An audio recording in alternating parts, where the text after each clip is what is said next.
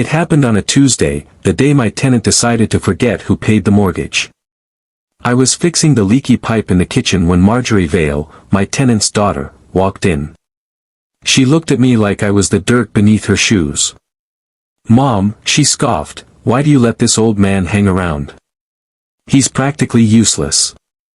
The word struck me harder than I expected. Old.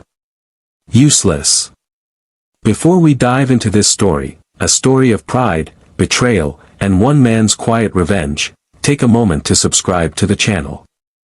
Because what you're about to hear isn't just about money or power, it's about dignity. I designed half the buildings in this town, and now I was a handyman in my own property.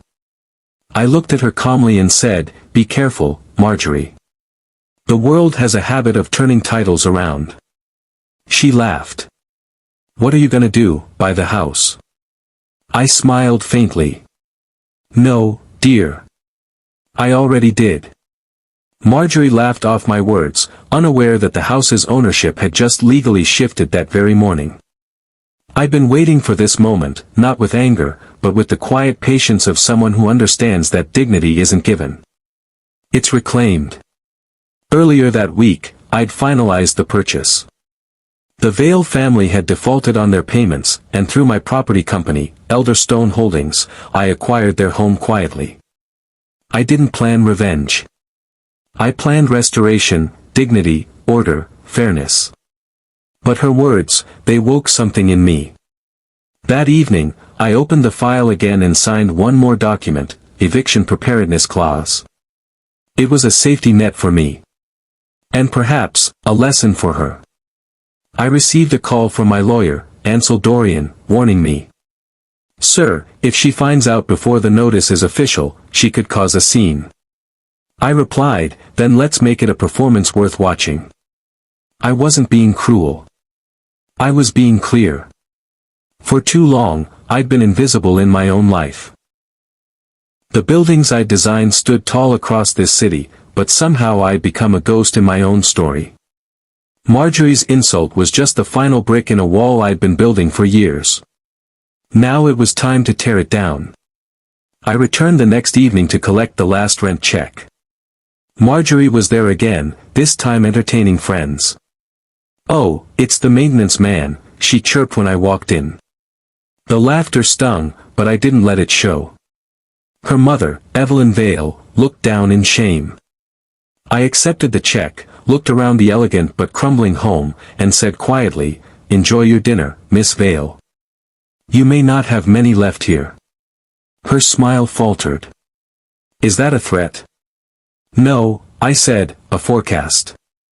As I left, Evelyn followed me outside, whispering, "Mr. Holt, is there something I should know?" I paused at my car and turned to face her. The streetlight caught the worry in her eyes. "Mrs. Vale," I said softly, "we'll talk soon. But tonight, just enjoy your daughter's company." I drove away, watching her silhouette shrink in my rearview mirror. She knew. Mothers always know when the ground beneath them is shifting. But knowledge and action are different things. And I was counting on that gap. Evelyn invited me in for tea that night. Her hands trembled. "Marjorie doesn't know," she said. "I mortgaged the house years ago to keep us afloat. I thought I could catch up." I looked at her, proud, weary, desperate. "Mrs. Vale," I said softly, "you've always been honest with me. I wish your daughter shared that trait." She sighed. "She thinks the world owes her because it once belonged to us." I nodded. "And soon, she'll learn the world belongs to no one. It just collects rent." Evelyn revealed that Marjorie was planning to sell family antiques from the house that legally no longer belonged to them. I sipped my tea slowly, letting the information settle. The portrait of her grandfather in the hall. The silver candlesticks on the mantel. The mahogany desk in the study. All of it, technically mine now. But I wasn't interested in objects. I was interested in lessons. And Marjorie was about to enroll in the hardest course of her life. The next morning, I followed Marjorie to Rowan and Finch Antiques downtown. She was haggling with the owner, selling her grandfather's clock, a piece worth more sentimentally than in dollars. I stepped in just as she signed the slip. "Don't bother," I told the owner. "That clock is property of Elderstone Holdings." Marjorie turned, furious. "Who the hell do you think you are?" I met her glare evenly. "Your landlord." The silence that followed was almost holy. She stormed out, vowing revenge, but the antique dealer quietly handed me an envelope Marjorie left behind, labeled Plan B. The envelope Marjorie left behind contained more than paper. It was a blueprint for deceit. Inside were property listings, bank account transfers, and one shocking document, a forged sale authorization bearing Evelyn's signature. Marjorie was planning to liquidate every valuable item in the house under her mother's name. I stared at the document, the ink still fresh. I murmured to myself, "Ah, youth, so inventive, so predictable." That night, I sent the file to my attorney. Revenge had just become justice. Marjorie received a mysterious letter the next morning, an official warning from Elderstone Legal Affairs. She had no idea it came from me. Marjorie stormed into my workshop that afternoon, waving the letter. "What game are you playing, old man?" I put down my wrench slowly. "Games are for children, Miss Vale. This is business." Her eyes blazed. "I'll ruin you." I smiled faintly. "Then we'll be even." As she stormed off, I noticed someone watching from a car across the street, a man in a gray suit. Evelyn later admitted it was Calder Reese, Marjorie's ex-fiancé, a real estate agent with a grudge. And suddenly, I realized Marjorie's plan B wasn't just theft. It was partnership. I saw Calder meeting Marjorie at night, passing her another envelope marked, Title Transfer Dossier. Curiosity got the better of me. I followed them. They met in the back room of a closed cafe, whispering over documents. Calder wanted his revenge too. Marjorie had humiliated him once, and now he was using her greed to take me down. Their plan was to force Evelyn into selling her remaining shares of the property, not realizing she'd already forfeited everything. I recorded their entire conversation. When they left, I made a note in my leather journal, 2 snakes in 1 basket, wait for the lid. I sent the recording anonymously to Evelyn, setting the stage for mother and daughter to turn on each other. The next morning, I heard shouting from the Vale house. Evelyn burst out onto the porch, trembling with anger. "How could you, Marjorie?" I stayed silent, watching from my garden as Evelyn waved the transcript of the recording. Marjorie screamed back, "You ruined my life first. You're the reason we're broke." Their argument burned the last bridge between them. And as Evelyn drove away, suitcase in hand, she looked at me and said, "Mr. Holt, I think it's time she learns who you really are." Evelyn agreed to help me, offering something shocking, a hidden key to her late husband's safe in the attic. That night, I climbed into the attic where Dust had been keeping secrets for decades. Inside the safe, I found a ledger, transactions, debts, and one crucial entry, loan from T. Holt, $50,000, not to be repaid, per promise. Evelyn's late husband had once borrowed money from me to save this very house. It wasn't just poetic. It was a perfect circle. This home had always been mine in spirit, long before the paperwork caught up. As I turned the final page, a photo slipped out, a young Marjorie, holding my hand as a child. I whispered, "You once trusted me, little one. Let's see if I can teach you again." A sudden knock at the attic door. It was Marjorie. And she was holding something that could destroy everything. I froze when I saw what Marjorie held, the same photograph I had just found in the attic. She glared at me, shaking with fury. "Why do you have this picture? Why are you in it?" I sighed. "Because I was there when your father took it." Her face twisted. "You knew my father?" "Knew him," I said quietly, "and saved him more than once." For a heartbeat, she hesitated, confusion cracking her arrogance. But then she whispered, "You're lying. I didn't answer. I didn't need to. Because behind her, Evelyn appeared in the doorway, holding another photo. Evelyn told her daughter, "He's not lying. Thaddeus was your father's best friend." Evelyn sat at the dusty attic table and began to speak. "Your father and Thaddeus built Elderstone together, before greed tore them apart." Marjorie's eyes widened. "Your father," I added softly, "made one mistake, trusting the wrong investor. I tried to fix it. But by the time I could, he was gone." Evelyn wept. Marjorie, however, was silent. Then she whispered, "You think that excuses you owning us now?" "No," I said. "It explains why I never wanted to." Evelyn suddenly revealed that her husband's death wasn't an accident. Someone forced his bankruptcy, and I may not be innocent after all. The accusation hit harder than I expected. Evelyn's trembling voice, "Your name was on the dissolution papers, Thaddeus.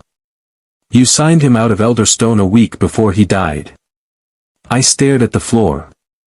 "That document saved the company," I murmured. "He asked me to do it to protect you." Marjorie scoffed. "Convenient story." For the first time in years, I felt anger burn beneath my calm. "Convenient," I said slowly, "is what a lie becomes when told often enough." But something inside me twisted, because Evelyn's accusation wasn't entirely false. Late that night, I opened an old safe deposit box and found a sealed letter from Marjorie's father, addressed to me. The handwriting was shaky but clear. "Thad, if you're reading this, then I've failed. Calder betrayed me. He's taken the contracts. Protect Evelyn and Marjorie. Promise me you'll keep them safe, even from themselves. Calder Reese." The same man who was now colluding with Marjorie. The circle of deceit was finally visible. I whispered to the empty room, "Oh, old friend, you were right to worry." And then, I heard my front door open downstairs. Marjorie, again. Only this time, she wasn't alone. Calder walked in behind her, smirking. "Evening, Mr. Holt. Let's talk about ownership." Calder sat across from me, all charm and venom. He spread out documents, new contracts, a partnership proposal. "You're getting old, Thaddeus," he said. "Let me take Elderstone off your hands. I'll even let you keep this little rental empire." Marjorie looked uneasy, but stayed silent. I leaned forward. "You know, Calder, I built Elderstone on trust. You build on deceit. That's why your foundations always crack." He chuckled. "Then I'll buy your rubble." I smiled thinly. "You can't buy what's already yours to lose." He frowned.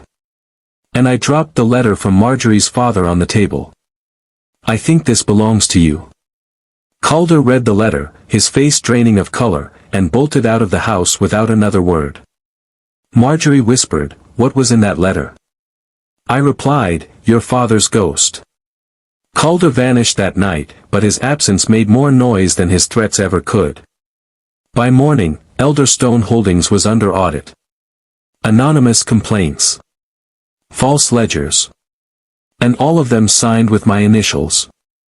Marjorie stormed into my office, waving the reports. "You're sabotaging yourself now," she hissed. I studied the papers. My signature was perfect. Too perfect.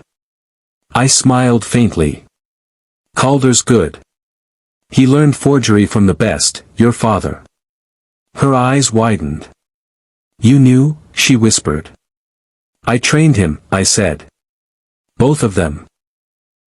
Marjorie discovered that I once mentored both her father and Calder, turning the story into a three-generation chess match. I took Marjorie back to the old Vale house, now technically mine. The walls groaned with secrets. "Your father started Elderstone here," I told her. "But it wasn't just a business. It was a code. Every blueprint he drew hid information." She frowned. "Hidden, where?" I tapped the floorboard beneath the old study desk. We pried it open and found dozens of architectural sketches. Each drawing contained coordinates, properties secretly owned by her father and Calder, under false names. Your family wasn't poor, I said softly. They were robbed. One of the properties listed was still active, and the current owner? Calder Reese. We drove to the address, a warehouse near the harbor. The place was locked, but inside, we found file boxes, old Elderstone documents, and surveillance photos of me. Marjorie gasped. He's been watching you for years. In the corner, an unmarked box sat beneath a single light. Inside was a deed to Elderstone Holdings forged under Calder's name. A birth certificate, Marjorie's. But the father's signature wasn't who she expected. It wasn't her father's handwriting. It was Calder's. Marjorie stumbled back. Are you saying, Calder is my father? My silence said everything. She was shaking. You knew, didn't you? I nodded slowly. Your mother made me promise to protect you from that truth. Marjorie sank to the floor. I spent my whole life hating the wrong man, she whispered. Hatred, I said softly, is a house with endless rent. She laughed bitterly through tears. And who owns that house, Mr. Holt? I met her eyes. The one who forgives first. Then my phone buzzed, a video message from an unknown number. Calder. On the screen, he smiled, check your front yard, old man. Outside my house, the Vale house, flames erupted. The fire raged, but not randomly. It burned in precise patterns, like someone tracing symbols with gasoline. When the smoke cleared, the ground revealed what looked like a design, a map. I recognized it instantly. It was my first Elderstone blueprint, the one I'd given Marjorie's father decades ago. Calder wasn't just burning my past. He was sending a message. Endgame, I muttered. Marjorie turned to me, voice trembling. What do we do now? I smiled, weary but sharp. Now, I said, we stop reacting. We start playing. I opened my safe and revealed something no one expected, the original deed to the Vale property, signed under a pseudonym, E. Vale Holt. At dawn, I studied the charred ground where the fire had danced. Hidden beneath the ash lay a metal tube, the kind engineers once used to store site plans. Inside were architectural schematics, signatures, and a map of offshore accounts tied to Calder Reese Realty Group. He hadn't just forged Elderstone's name. He'd used it to launder money for nearly a decade. I smiled. He built his fortune on my foundations. Marjorie asked, what now? Now, I said, we let him collapse under his own weight. I called an old contact, Seneca Price, an investigative journalist I mentored years ago. I've got a story that begins with fire and ends with confession. Seneca arrived, recorder in hand, sharp as ever. We staged an exclusive interview about Elderstone's history. Halfway through, Marjorie, pretending to betray me, handed Seneca a flash drive proving my corruption. But inside that drive was Calder's entire money laundering trail, programmed to trace back to his accounts the moment he opened it. Marjorie glanced at me. Are you sure this will work? Of course, I said. Calder trained me in deceit. I simply gave him back the lesson. Seneca published the story. Within hours, Calder's financial empire began freezing, and Calder realized only one person could have engineered it. Me. By nightfall, Calder's properties were seized, his partners turned against him, and Elderstone's name trended nationwide. But power never dies quietly. Calder called me from a burner phone. Old man, he snarled, you think you've won? Check your board members. I hung up and opened my inbox. Anonymous resignation letters from half the Elderstone board. They'd been bought long ago. I chuckled softly. A hollow crown, I whispered. Then I'll wear it until it fits again. Marjorie watched me rebuild the company overnight, signing new alliances, pulling in old favors. You planned this? She asked. I planned options, I corrected her. Only the foolish plan outcomes. An encrypted email arrived from a hidden server, Calder's final card. Attached were surveillance photos of Evelyn Vale, alive and meeting Calder. Marjorie's world fractured again. She's dead to me, she muttered, pacing. No, I said quietly, she's desperate. Desperation writes terrible contracts. That night, I met Evelyn myself. She looked older, sharper. I made a deal, she admitted. He promised to clear Marjorie's name if I gave him your original Elderstone charter. You don't have it, I told her. She smiled faintly. I do now. From her bag, she pulled the parchment, stolen from my vault. I nodded once. Then give it to him. Her eyes narrowed. Why? Because every thief eventually returns to the scene of his first crime. I planted a microscopic tracker inside the rolled charter and let Evelyn deliver it straight into Calder's hands. Calder celebrated his victory in the glass tower that once bore my name. But the charter he unrolled wasn't paper. It was a detonator. The tracker triggered a digital broadcast to every major network, live footage of Calder confessing his crimes, captured from hidden cameras during Evelyn's exchange. The world watched the empire burn in real time. Marjorie stood beside me on the pier, eyes reflecting the orange glow of the tower. Did you expect this to end in fire? She asked. Every rebirth does, I answered. As the building collapsed, the Elderstone logo flickered out, leaving only 3 words from my father's motto, truth builds higher.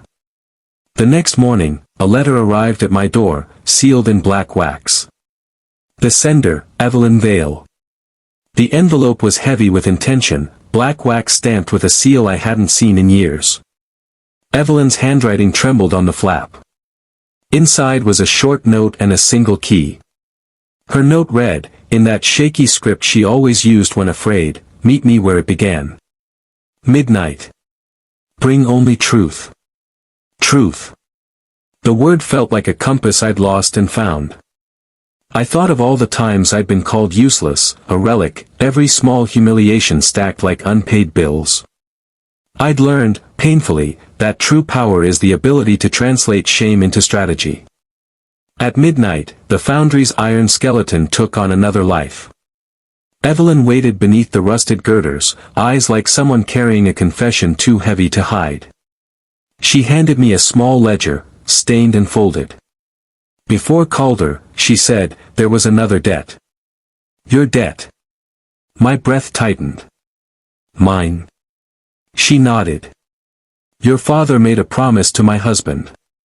You kept it. But you also made a choice that cost him his life. I felt old shame, older than the insult from that dinner, wake up and stand in the room with us. Evelyn opened the ledger. Inside was a single line, payment to I, Marchand, $5,000, November 8, 1989. The name was my wife's cousin, the same cousin linked now to Harrow's ring. Evelyn's confession came in fragments like broken glass. She admitted the ledger recorded hush money, not to silence creditors, but to buy silence from someone who knew too much, Ione Marchand. Ione had kept secrets for years. Her notarizations had papered over crimes. I felt a memory dislodge. My wife, years ago, pressing a hand to my wrist and whispering, promise me, Thad, protect them. I had promised. In keeping that promise, I'd signed away clarity for decades. I'd believed protection justified omission. That belief had become a lie that bred other lies. Evelyn's voice cracked. I paid Ione to stave off Calder. She lied to me and then to you. She brokered deals that destroyed him. My stomach dropped.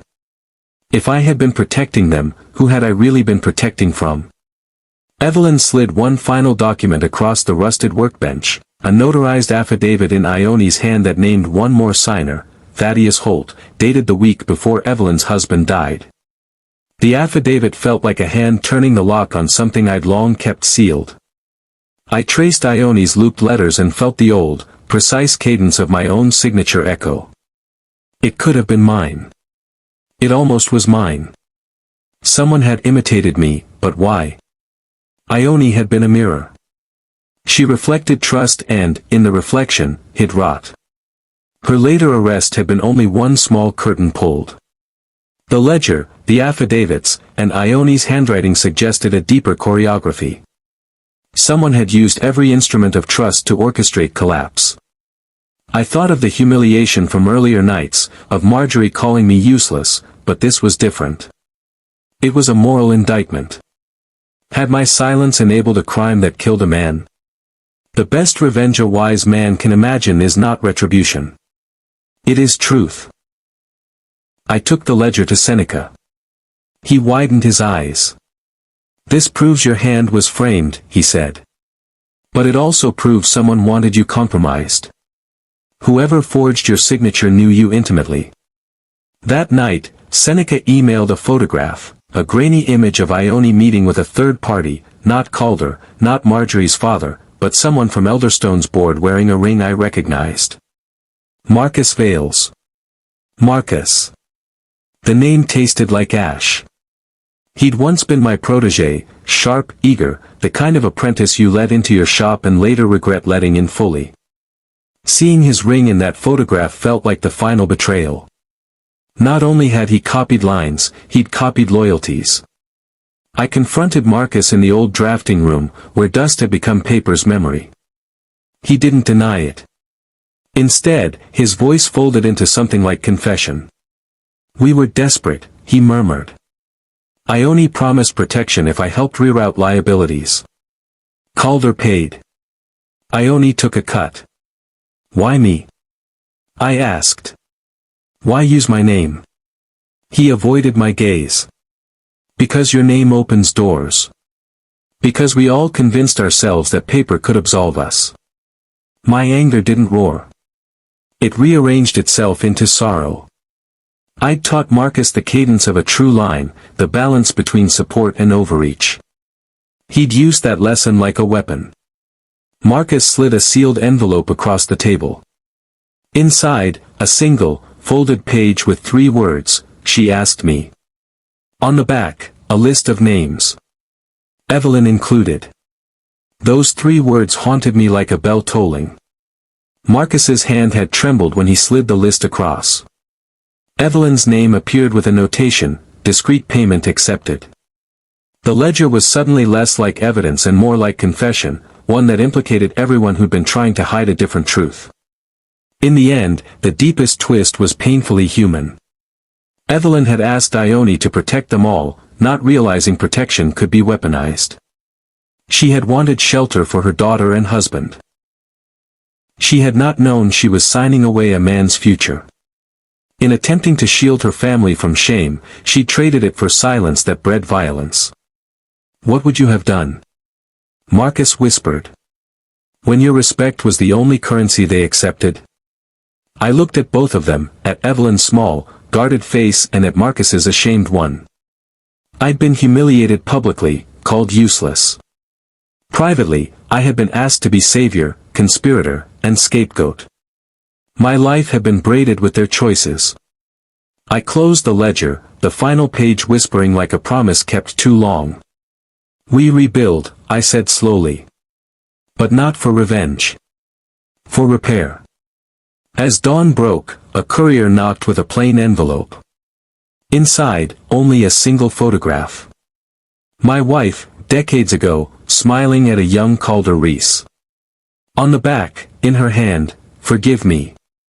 The photograph of my wife and young Calder shook the foundations I thought I'd already rebuilt. She hadn't been faithless. She'd been frightened.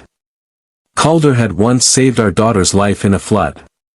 The debt between families had been twisted into rumor. I realized how easily gratitude becomes leverage when shame enters the room. I placed the photograph on the desk beside the burnt Elderstone plans and whispered, "You all wanted safety. And so did I." A call from Seneca came through. Calder had been found alive, hiding under a false identity, ready to bargain his last truth for immunity. I met Calder in a sterile interrogation room. Time had eaten his grandeur. His voice was a rasp. He slid a flash drive across the table. Everything on me, and on you. But you'll clear Evelyn and the girl. I studied him. You think truth is currency. He coughed. Isn't it? Only when someone still believes in it, I said. The drive contained records of bribes stretching back 20 years, proof that Elderstone's fall had been engineered to conceal a larger banking scandal. I took the drive, but instead of handing it to prosecutors, I copied it onto a public server scheduled to release automatically at sunrise. At dawn the files went live.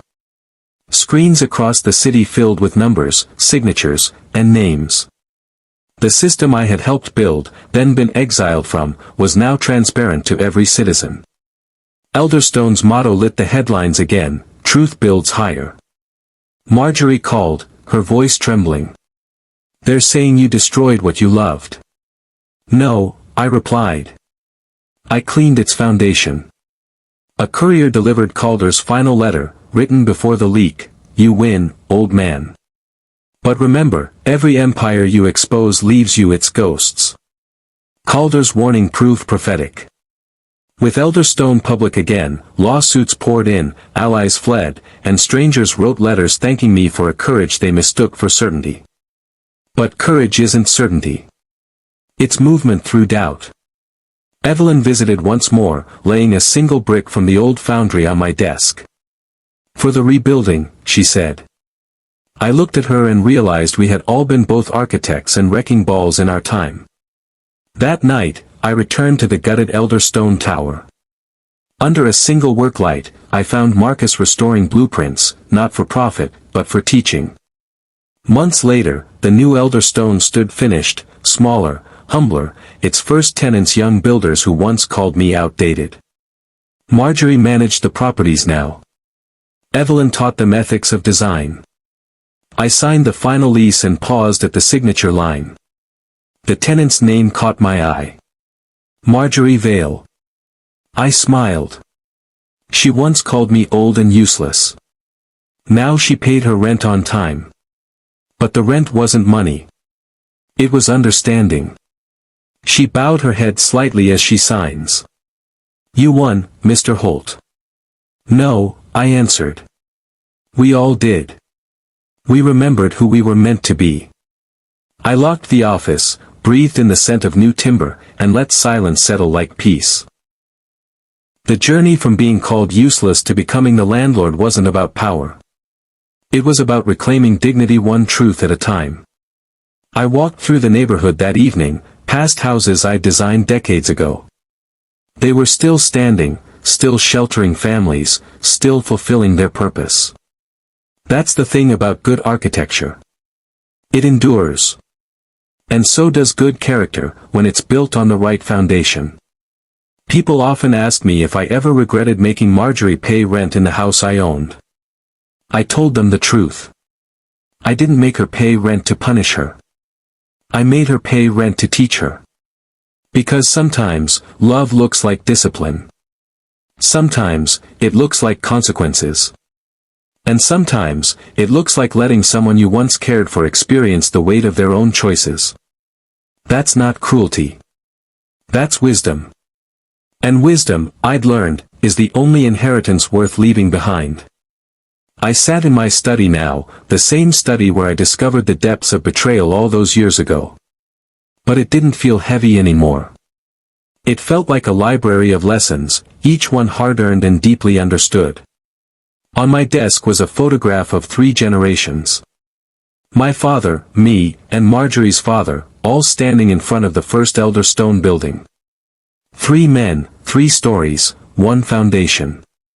I picked up my pen and wrote one final entry in my journal. In the end, justice isn't vengeance. It's alignment, when truth finally fits where it belongs. I bought nothing. I reclaimed everything. And in doing so, I taught a young woman the most important lesson of all. That respect isn't inherited. It's earned. Through humility. Through honesty. Through the quiet, unshakable strength of knowing your worth. I closed the journal and looked out the window at the garden Marjorie was planting with Evelyn. Their laughter drifted through the evening air. The circle was complete. The foundation held. And the house, my house, their house, our house, stood as a testament to the truth that some things are worth fighting for.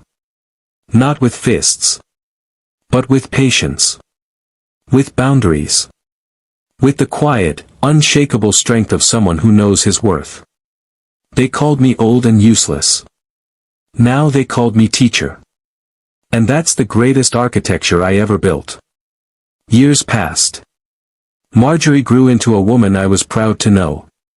She ran her own design firm now, specializing in restoring historic buildings. She called it Vale and Holt Restoration. The name made me smile every time I saw it on her business cards. One afternoon, she brought me blueprints for a new project. A community center built on the site where the old Elder Stone Tower had stood. "I want your approval before we break ground," she said. I studied the plans carefully. The design was elegant, functional, respectful of the past while embracing the future. "It's perfect," I told her. "But you don't need my approval anymore." She smiled. "I'll always need it. You taught me that good architecture starts with good counsel." Evelyn passed away quietly one spring morning. We buried her next to her husband, finally reunited after all the years of secrets and struggle. At the funeral, Marjorie held my hand the way she had as a child in that old photograph. "Thank you," she whispered. "For not giving up on us." I squeezed her hand. Family doesn't give up. Even when family forgets what family means. The weeks that followed were quiet. I spent my mornings in the garden, my afternoons reviewing plans for Marjorie's community center, and my evenings writing in my journal. I documented everything, not for publication, but for understanding. For the next person who might feel useless, invisible, dismissed. I wanted them to know that dignity isn't lost when others fail to see it. It's only lost when you stop believing in it yourself. One evening, Marjorie arrived with a young man. "Mr. Holt," she said, "this is Daniel. He's a student at the architecture school. He reminds me of how I used to be." Daniel looked uncomfortable, like someone carrying the weight of other people's low expectations. I recognized that look. I'd worn it myself. "What do you want to build?" I asked him. He hesitated. "I want to design homes for people who think they can't afford dignity." I smiled. "Then you're already an architect. You just need to learn the technical parts." I took Daniel under my wing, teaching him the way my father had taught me, the way I'd once taught Marcus and Marjorie's father. But this time, I was wiser. I taught him not just about foundations and load-bearing walls, but about integrity and truth. "The buildings you design," I told him one afternoon, "will outlive you. Make sure they stand for something worth remembering." He nodded, absorbing every word like soil absorbing rain. Marjorie watched from the doorway, smiling. Later, she said to me, "You're building something that can't be measured in square feet." "What's that?" I asked. "Legacy," she said. "The kind that changes people, not just places." I thought about that word. Legacy. For so long, I'd thought legacy was about the buildings I designed, the company I built, the money I earned. But standing there, watching Daniel sketch his first design, I realized legacy is simpler than that. Legacy is what you pass on when you're not looking.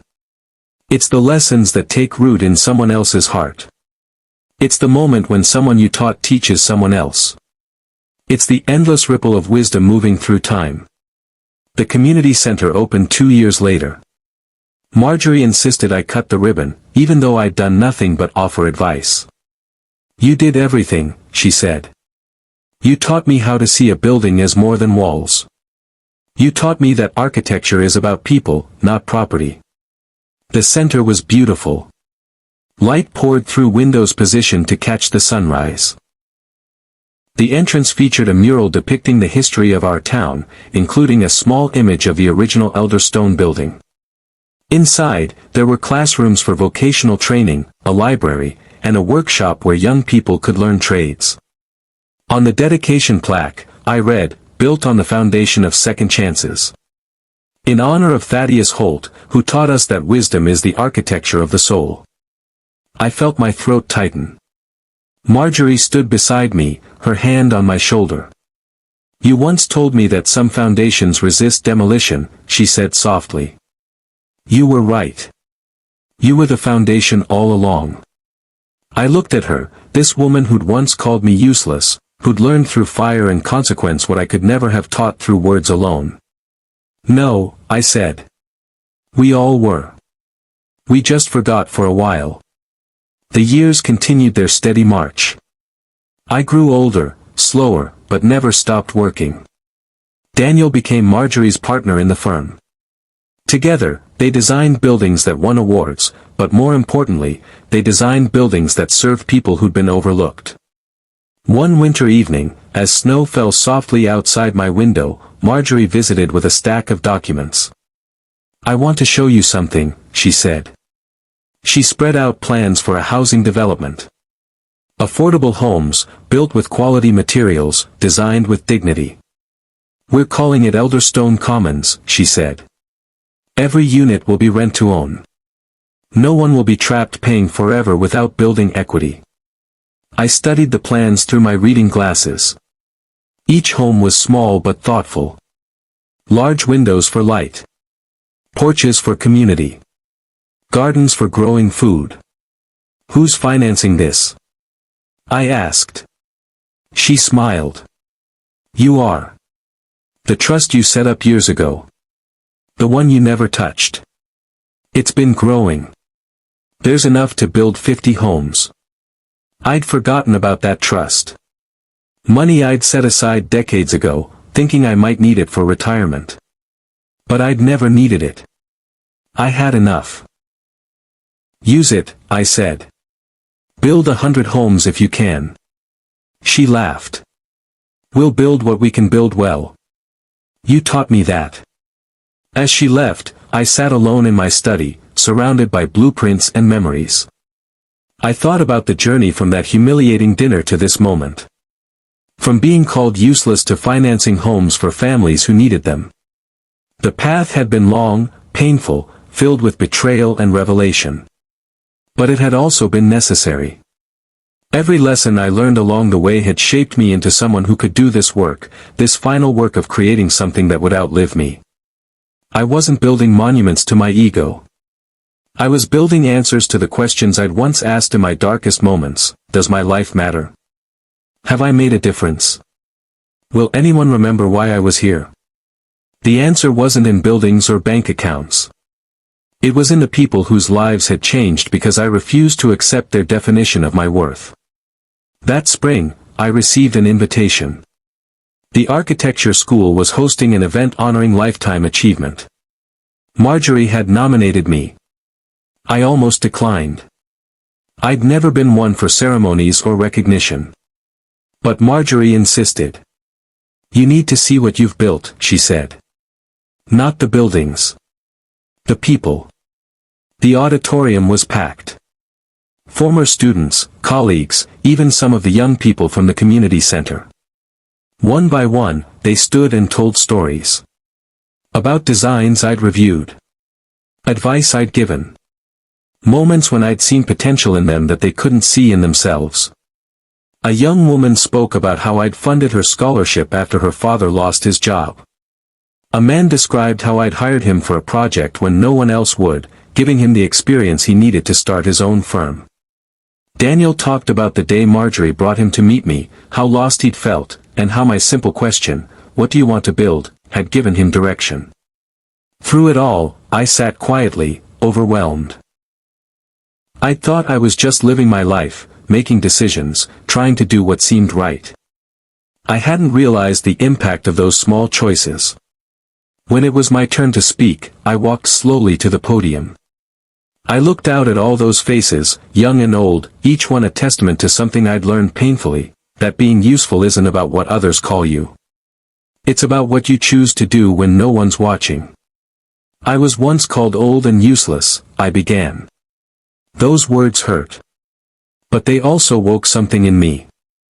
They forced me to ask myself what I truly valued. Was it the approval of people who couldn't see my worth? Or was it the quiet satisfaction of building things that mattered? I paused, gathering my thoughts. I chose the second path. And along the way, I learned that the greatest architecture isn't made of steel and concrete. It's made of choices, of character, of the decision to stand firm when everything tells you to fall. I looked at Marjorie, sitting in the front row. I learned that teaching someone a hard lesson isn't cruelty. Sometimes it's the deepest form of love. Because real love doesn't enable. It elevates. I looked at Daniel and the other young architects. Build well. Build honestly. Build for people, not for profit alone. And remember that every foundation you lay, whether in concrete or in character, will either stand the test of time or crumble under its own weight. Choose wisely. The applause was warm, genuine. But what moved me most was seeing Marjorie wipe tears from her eyes. After the ceremony, we walked together through the campus. "Do you have any regrets?" she asked. I thought for a long moment. "Only one," I said. "I regret the years I spent believing that my worth came from others' recognition. I wish I'd learned sooner that dignity is something you claim, not something you wait to be given." She nodded. "You taught me that. The hard way. But the way that mattered." We reached my car, and she hugged me tightly. "Thank you," she whispered. "For everything. For not giving up. For making me earn what I thought I deserved. For showing me that respect is built, not inherited." I held her close. "You did the building, Marjorie. I just held the blueprints." As I drove home that evening, the sun setting behind the skyline I'd helped create, I felt something I hadn't felt in years. Peace. Complete, uncomplicated peace. I'd started this journey humiliated, dismissed, called old and useless by someone I'd once cared for. I'd ended it surrounded by people who understood what I'd always known but sometimes forgot, that usefulness isn't measured by others' opinions. It's measured by the impact you have when you refuse to accept their limitations. I pulled into the driveway of my modest home. Not the grandest house I'd ever owned, but the one that felt most like home. Inside, I made tea and sat in my favorite chair. My journal lay open on the table. I picked up my pen and wrote the final entry. She called me old and useless. I became her landlord overnight. But more than that, I became her teacher, her reminder that dignity cannot be taken, only surrendered. I chose never to surrender mine. And in that choice, I found not revenge, but redemption. Not power, but purpose. Today, I am neither old nor useless. I am simply a man who built well, lived honestly, and refused to let anyone else define his worth. That is the only title that matters. That is the architecture of a life well lived. I closed the journal, sipped my tea, and smiled. The house was quiet. But in that quiet, I heard everything that mattered. The echo of lessons learned. The whisper of wisdom earned. And the gentle reminder that sometimes, the greatest victory is simply knowing who you are when everyone else has forgotten. They called me old and useless. I proved them wrong without saying a word. I just kept building. And in the end, what I built wasn't just houses or companies or empires. I built understanding. I built character. I built legacy. And that architecture will stand long after the buildings crumble. That, I realized, is what it means to be truly useful. Not to everyone. But to the ones who matter. To the ones willing to learn.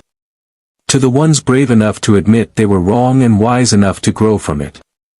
I finished my tea, turned off the lights, and went to bed. Tomorrow, there would be more to build. There always is. But tonight, I rested in the knowledge that I'd built enough. I'd built well. And I'd built with truth. The foundation holds. And that's all any architect can ask. They said age dulls a man, that I learned it hones him, shaves off pride until only purpose remains, that I wasn't born wise. Humiliation taught me, when they called me old and useless, they mistook stillness for weakness. That a quiet man is not an empty man, he is a reservoir waiting for the drought. That if you ever find yourself written off, remember this: you don't need revenge to win, you need truth, patience, and the courage to start again. So tell me, if someone stripped your worth from you in public, would you fight with anger, or rebuild with wisdom? Drop your answer in the comments below. That I read every word. I learn from every soul that still believes redemption is possible. And if this story reminded you that silence can be strength, subscribe, because this isn't the last story of an old man becoming new again.